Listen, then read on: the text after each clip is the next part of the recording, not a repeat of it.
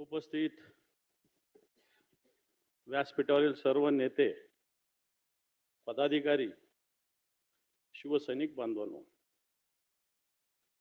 जास्त वेळ बोलणार नाही कारण राऊत साहेबांचं भाषण तुमच्यासहित मलाही ऐकायचं आहे.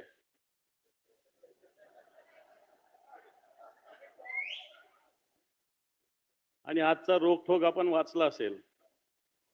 मी तसा रोखोकचा अभ्यासक आहे, मी त्याच्यावर रिसर्च केला आहे, हे राऊत साहेबांना माहिती आहे. मला आठवतं मी 2004 ला रिसर्च केला होता रोखोकचा. तर ज्यावेळेस मनमोहन सिंगचं नाव कुठंच नव्हतं, 3 महिने आधी राऊत साहेबांनी रोखोकमध्ये लिहिलं होतं की येणाऱ्या काळात मुख्य पंतप्रधान देशाचा मनमोहन सिंग होईल म्हणून म्हटलं. आणि म्हणून आजचा जो रोखोक आहे सगळ्यांनी वाचला नसेल तर मी पुन्हा एकदा सगळ्यांना वाचून दाखवतो. वाटतं हेच भाषण असलं तरी काही हरकत नाही. त्याच्यात असं लिहिलेलं आहे, अमित शहा जे आपल्या इथले आहेत दाढीवाले, जे मला हलक्यात घेऊ नका म्हणतात, त्यांना किती हलक्यात घेतलेले बघून घ्या तुम्ही. अमित शहा, क्या शिंदे जी सुबह के 4 बज रहे, इतना क्या अर्जेंट है? शिंदे, आपको सब मालूम है यहाँ क्या हो रहा है? क्या हो रहा है? अमित शाह से बोला क्या हो रहा है, कारण ते असं चिल्लर समजत असेल यांना. माझा आणि माझ्या लोकांची कोंडी करण्याचे प्रयत्न उघडपणे सुरू आहेत. शहा, ऐसा कैसा हो सकता है? मैं देवेंद्र से बात करता हूँ. भाजपवाले असंच म्हणत असतात, करत काही नसतात पण म्हणतात मैं बात कर लेता हूँ. शिंदे, मुझे दबाने की, खत्म करने की पूरी कोशिश हो रही है. आपके भरोसे हम आपके साथ आए. आपका वादा था चुनाव के बाद भी मैं ही मुख्यमंत्री रहूंगा. अमित शाह, हमारा 125 लोग चुन के आए हैं, तो आप कैसा क्लेम कर सकते हैं?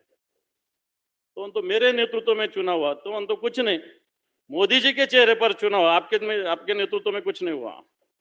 मग म्हणतो आपको क्या करना है? तो बोले मुख्यमंत्री. देखो भाई, वो ठीक नहीं है, अभी नहीं हो सकता. पार्टी का ही मुख्यमंत्री होगा. फिर मैं क्या करूं? आप बीजेपी में मर्ज हो जाओ. सांगण्याचं मला एवढंच आहे कि बीजेपी में मर्ज हो जाओ. तो मेरे पार्टी का क्या होगा? वो हमारे पे छोड़ दो. वो पार्टी तो हमने ही बनाई है, आप चिंता मत करो. म्हणजे भारतीय जनता पार्टीनं त्यांचा पक्ष बनवलेला आहे. आपली शिवसेना यांनी चोरलेली आहे.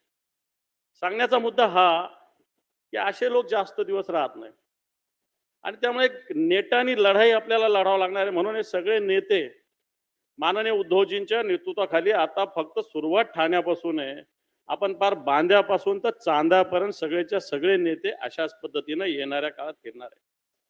आता हे सगळे नेते बघितले तर सगळे तसं पाहायला गेलं सगळे अनुभवी नेते. आमच्यासारखे, मी, सुनील प्रभू, आम्ही तसे नवीन आहोत, पण बाकी सगळे अनुभवी आणि ज्येष्ठ नेते. मग खैरे साहेब असतील, गीते साहेब असतील, विनायक राऊत साहेब असतील, अनिल देसाई साहेब असतील.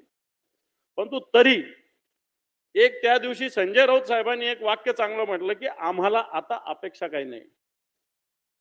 अपेक्षा काही नाही याचा अर्थ असा आहे, आता इथं अरविंद सावंत साहेबांनी कविता म्हटली, मी मराठवाड्यातला, आमच्याकडे शेरोशायरी चालते, तर एक शेर आहे संजय राऊत साहेब, अपनी कोशिशों में हमें कमी नहीं है. म्हणजे आपल्या शिवसैनिकाच्या अपनी कोशिशों में कमी नहीं, ये तो कमाल, या तो कमाल के निखरेंगे.